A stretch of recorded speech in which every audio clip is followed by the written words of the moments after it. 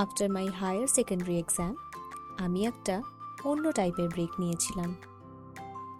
শুরুটা হয়েছিল একটা সন্ধ্যের গল্প থেকে।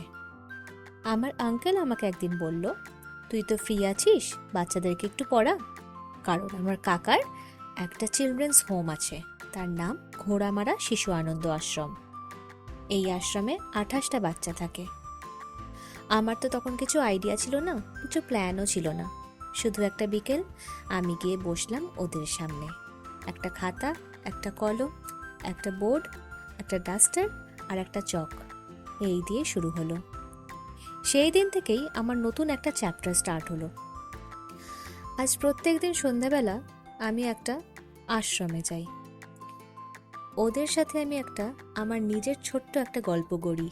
কিছু হাসি, কিছু পড়াশোনা, কিছু ভালো থাকার চেষ্টা, এই দিয়েই কেটে যায় আমাদের সন্ধ্যাবেলাটা।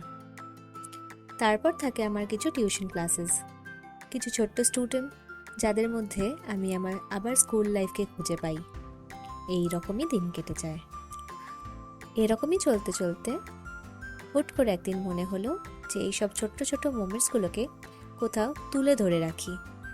তখন থেকেই বিটস অফ মি এর আইডিয়াটা এসছে। এই চ্যানেলের কোনো হিউজ থিম নেই, শুধু চাই আমার দিনের একটা টুকরো শেয়ার করতে।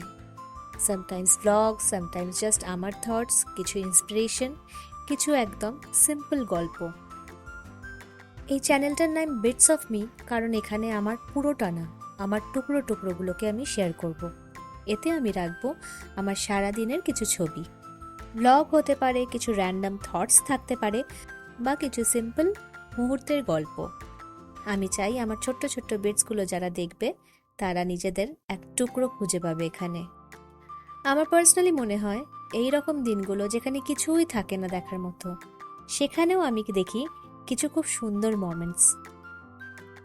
এই চ্যানেলটাতে কিছু ব্লগস হবে, কিছু ছোট কথা, কিছু ছোট গল্প, আবার কিছু কিছু দিন শুধু একটা ভাবনা।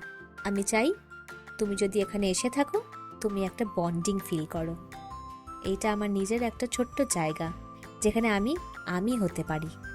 আর তুমি যদি এখানে এসে থাকো, তাহলে তুমি কিন্তু আমার একটা গল্পের অংশ হয়ে গেছো। Thank you so much for being here. Thank you so much for listening. ভালো লাগলে একটা সাবস্ক্রাইব করে দিয়ে যাও।